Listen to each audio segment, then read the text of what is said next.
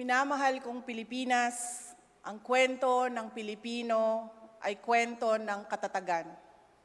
Sa ating kasaysayan, hindi na mabilang ang mga kababayan nating tumaya sa kanilang pangarap, nagsikap at nagpunyagi. And for many, education brings them closer to their dreams, opening opportunities to write their own story, to become an inspiration for the next generation.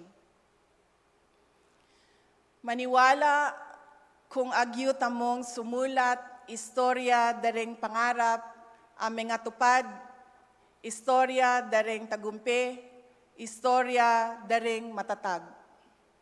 We must raise our children to carry this resilience within their hearts and minds for their future. We must carry this resilience within us to build the matatag nation we all dream of para sa bagong Pilipinas.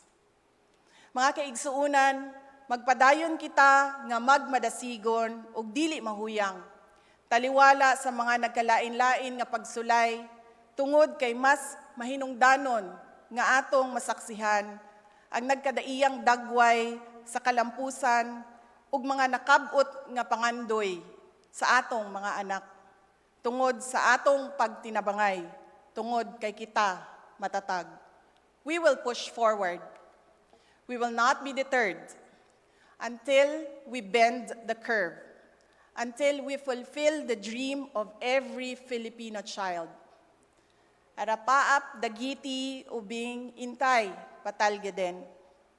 Hanggat may batang nangangarap, mananatili tayong matatag para sa kanilang kinabukasan, para sa isang matatag na Pilipinas, para sa isang bansang makabata at batang makabansa.